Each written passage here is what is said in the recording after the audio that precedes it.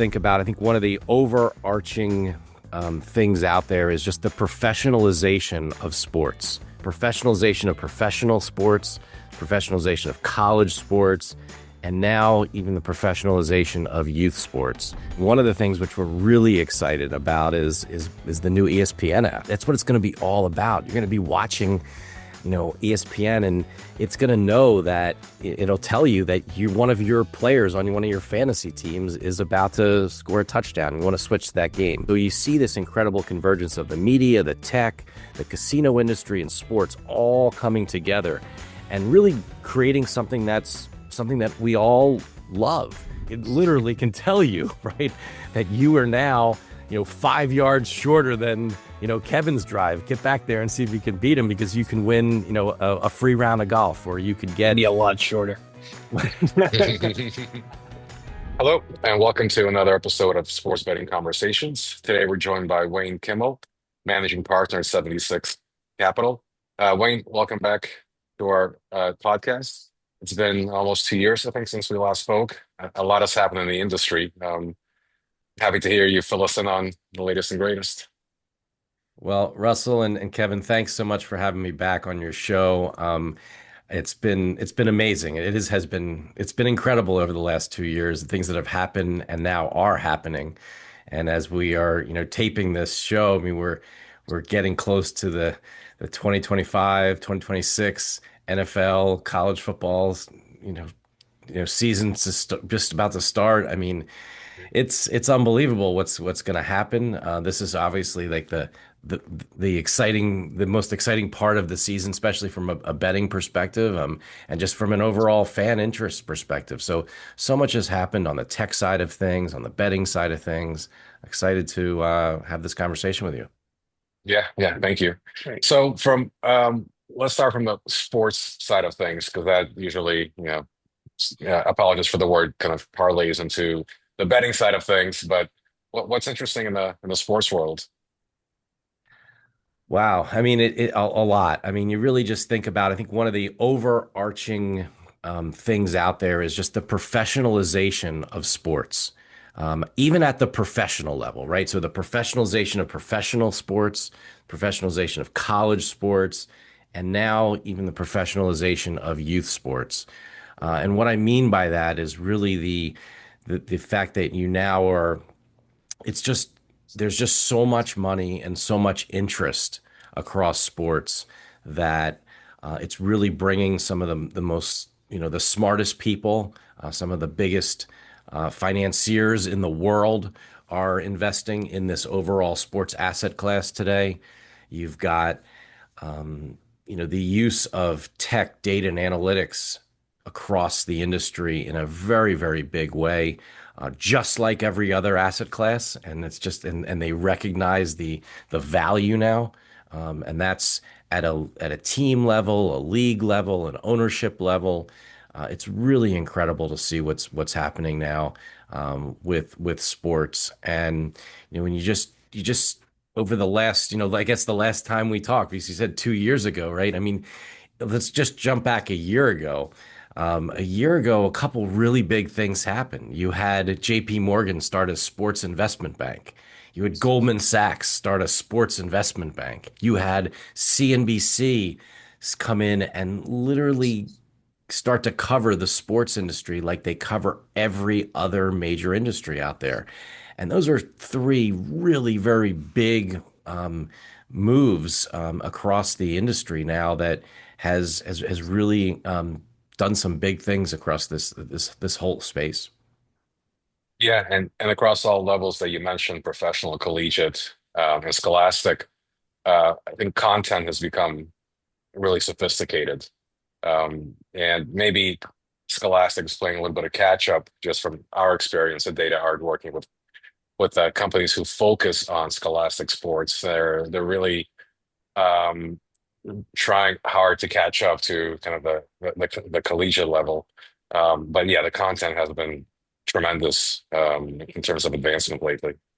Yeah, 100%. I mean, I think that is where there's a really big opportunity. You talk about youth scholastic. I mean, that's a really big opportunity now, for the future. I know a number of groups that are investing or building or thinking about like what's the next thing on the youth sports side of things.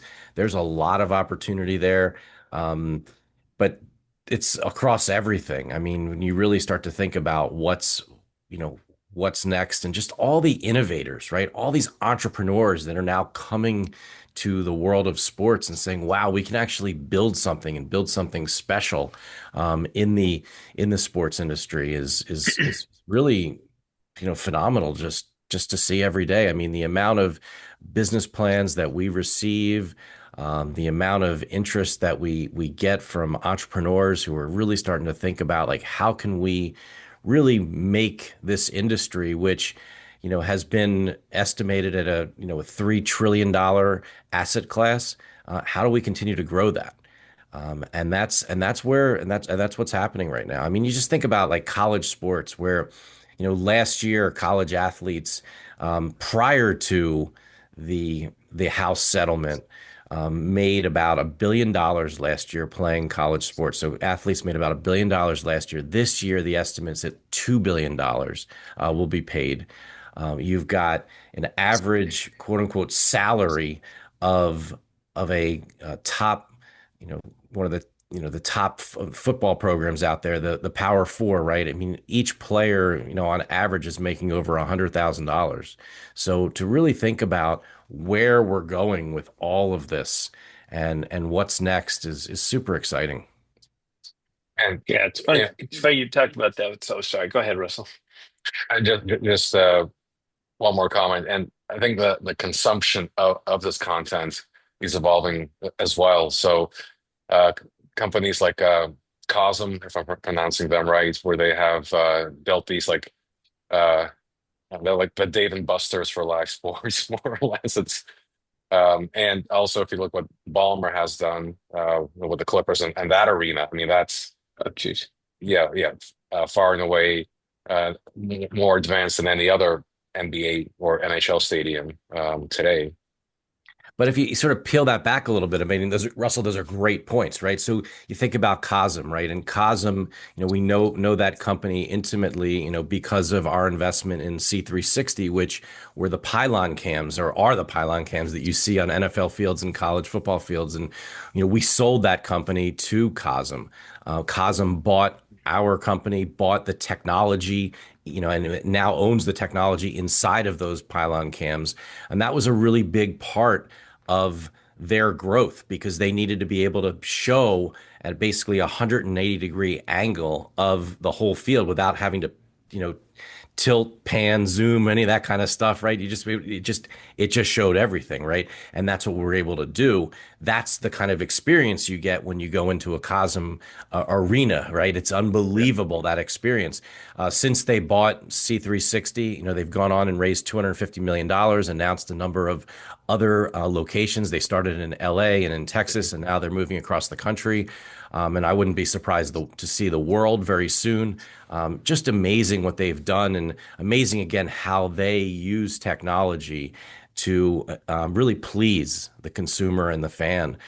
You touched on the Intuit Dome, and what Ballmer's doing. I mean, again, another really interesting part of when you sort of peel that back and you go, wait, he was the crazy guy who bought the Clippers for $2 billion, right? Right. And Yeah. And what gave just great happened? microscope speeches. Right. I mean, like Yeah. that was like, oh my God, $2 billion. No way. That's Yeah. no one will ever pay anything like that. Well, then the Lakers get sold Right. for $10 billion, right? So Mm. it's unbelievable to see what's now happening. But also you think about the kind of things that are being used inside of these stadiums, arenas, hotels, casinos, airports. Like, what's the tech in there? What's the sort of the to enable you to have a better experience? And that really touches on one of our companies called Boomerang, which is the lost and found technology company, which is makes it as simple as calling an Uber if you happen to lose something. You lose something, whether that it's at a game, you leave your jacket there, you leave your phone at a game or something, and you want to get it back. How do you get it back? As simple as calling an Uber. That's why these companies and these teams and these leagues are now using and these venues like the Intuit Dome, Fenway Park, Madison Square Garden, et cetera, are using Boomerang to enable that incredible, you know, being able to just get your stuff back. I mean, like, and simply do it, not just, have to pick up the phone and call people. I mean, again, it all sort of harkens back to the old days. I always think about, kind of one of my, first investments that I ever made way back in 2000 of Seamless Web, right? Which was the online food ordering company, which, is now part of Grubhub. But when people said to me, like, you're going to order food on a phone, like, or on your computer, like, first of all, I shouldn't even say phone because we invested in the iPhone hadn't even come out yet. But, Right. it's really on your computer, right? It's like you're going to use why do you need to do that? Just call it in and fax it in. Like, and now you think about that, like how much the world Yeah. has changed, over the last 25 years. And now this is all this innovation and technology, and you see this coming to the world of sports and gaming, and it's just incredible now. So By the way, that's right. Going to that professionalism, right? In sports, which has always led me to you because you always kind of look at the business through a technology filter. And now, as we're sitting here looking at the professionalism of sports, it's also this explosion in technology. And I think in personalization, I think sports and sports betting had been, kind of transactional, flat, and now everybody is demanding first, second, third screen. What are you seeing and who are you most excited about in that area? Is the whole personalization movement going on in Yeah. sports and sports betting? Yeah, I mean, I think it's trending and very similarly how other industries have done it, right? And you kind of first, and as you guys know, right, you got to get the infrastructure in first, right? yeah, You got to build that tech. You got to be able to sort of before you start going, okay, now how do you make it fun? How do you make it interesting? Right. How do you make it just for Kevin, just for Russell? Like, how do you customize and personalize those experiences?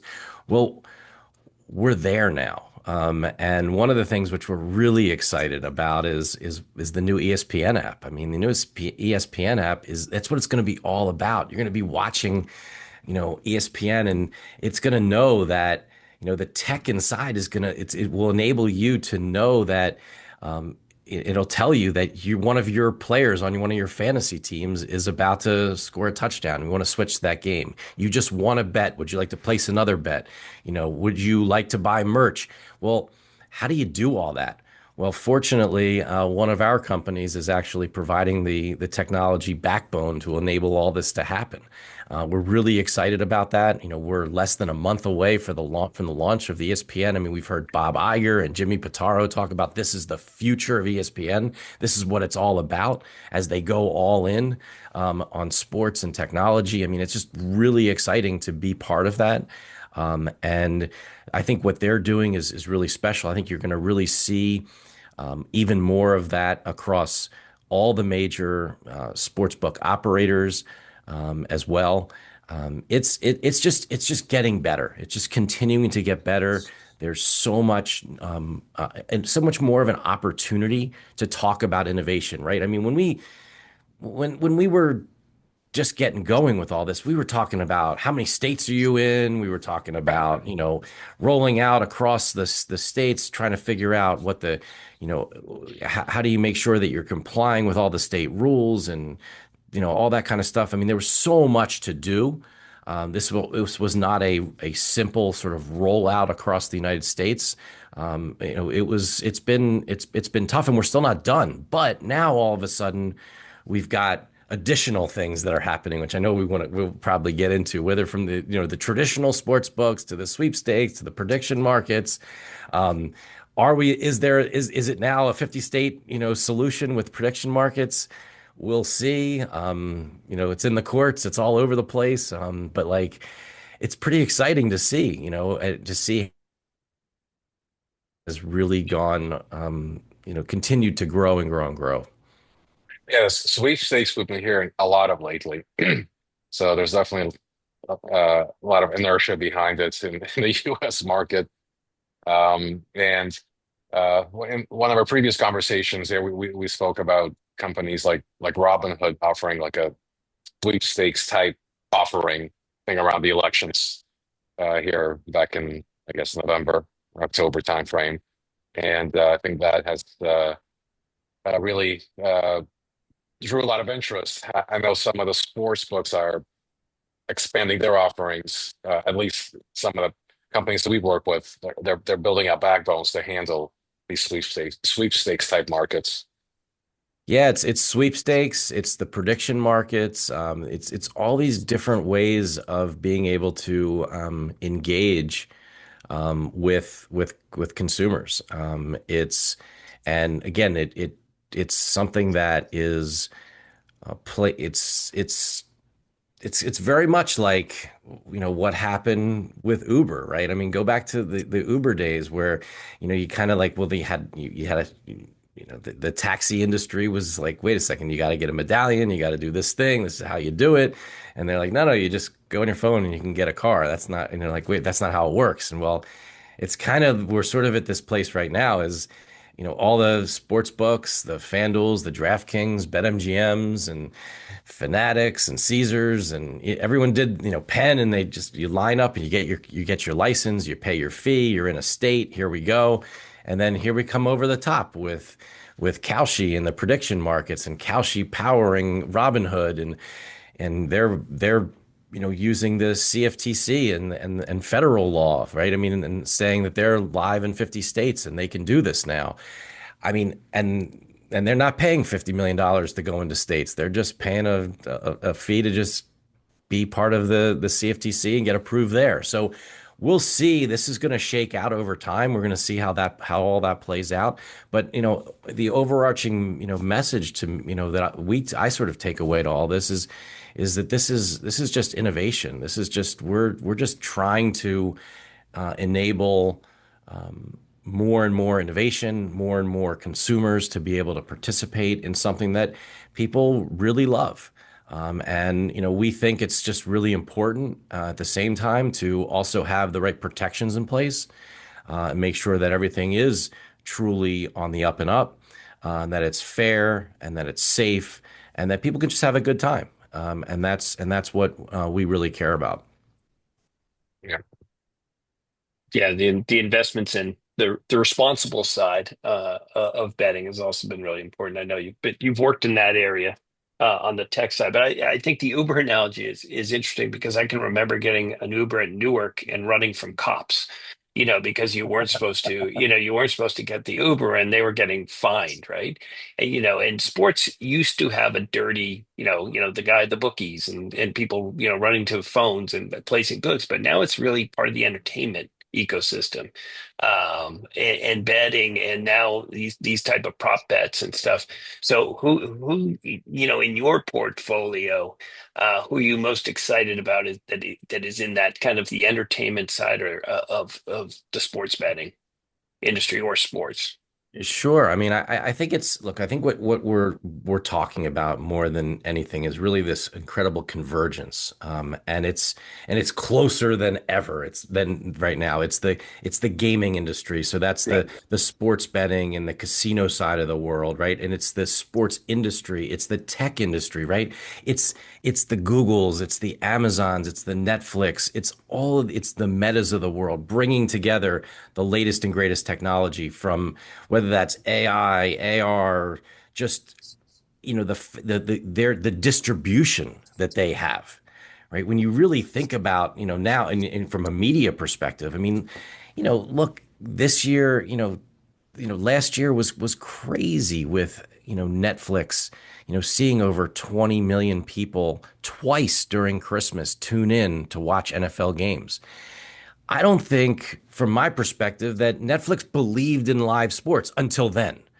Now they do. Now they're all in, right? They're all in Yeah. on this. So when you think about the next TV deals, it's not just going to be ESPN and NBC and CBS and Fox kind of lining up and like, okay, who's going to get the next deal, right? It's why Amazon is playing in this. It's why YouTube TV is in this. It's why Netflix is there, right? It's just really, really interesting to now see all those players in the middle of all this. So you see this incredible convergence of the media, the tech, the casino industry, and sports all coming together, and really creating something that's something that we all love. So, where does this all go? And as you said, sort of how does it kind of come down to the consumer or the fan? And one of the companies that we really love and that's really doing something that's really special is one of our companies called Lucra.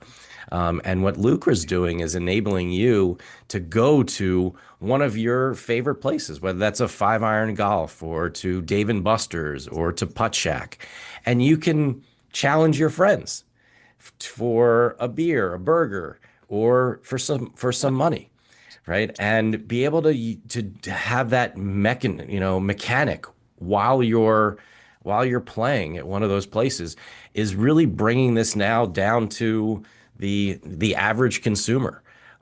Enabling you to also use technology. Again, we say technology as sort of technologists or people that are really so deep in this every day, but we don't really even want people to really look at it as technology. It's a way to just interact with your friends, build community. But the tech is what's enabling you to do that. It's to be able to know that, Russell went to 5-iron golf and had the longest drive, on, the 15th of the month, and then gets a notification, then and entered a tournament and hit the longest drive, right? And then gets a notification later in the month, like, you're in second place now. And that could drive Russell to go back to 5-iron golf and play again, right? To try to get that longest drive.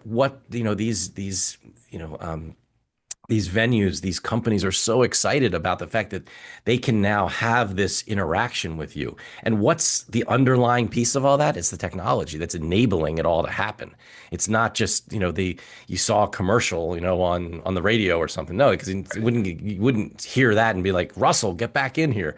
No, like it literally can tell you, right, that you are now, 5 yards shorter than, Kevin's drive. Get back there and see if you can beat him because you can win, a free round of golf, or you could get. It'd be a lot shorter. I saw him swinging a golf club. Yeah. But these are the types of things now that are possible, right? These are the types of things, again, part of this overall convergence, part of this overall idea, like how can you now bring technology into the world of sports and entertainment and how it's changing media today. I mean, there's just so much that's going on, and what do we as like fans want, right? We want to either play sports, watch sports, or we want our kid to be the next LeBron, Serena, or Caitlin Clark. Right? Like that's everybody. So like, how do you make it better and more entertaining? Right.